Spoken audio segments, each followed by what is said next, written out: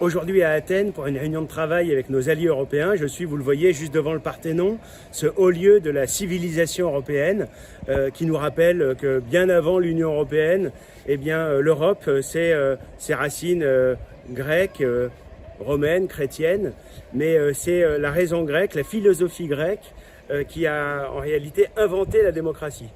Et c'est l'occasion évidemment de parler de démocratie puisque je viens d'apprendre dans la presse française que le procureur de la République d'Évreux venait d'effectuer une demande de levée de mon immunité parlementaire. Voilà, ça fait partie de ces opérations de persécution judiciaire à la suite d'une vidéo pendant la campagne des élections régionales il y a quelques mois dans laquelle j'indiquais qu'il n'est pas acceptable d'avoir une mosquée monumentale tout près d'Évreux, une mosquée monumentale avec un minaret de 15 mètres, 5000 mètres carrés, une école coranique intégrée. J'indiquais dans cette vidéo que c'était l'affirmation sur notre sol, y compris dans nos paysages normands, d'un islam politique qui lui-même, évidemment, et tout le monde le sait très bien, fait le lit du communautarisme et permet le développement de l'islamisme sur notre sol.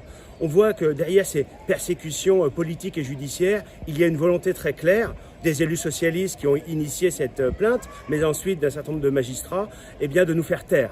Eh bien, ce que je peux vous dire aujourd'hui, c'est que ça aura exactement l'effet inverse. Nous allons continuer de dire la vérité. Continuer de dire la vérité sur l'immigration et ses ravages.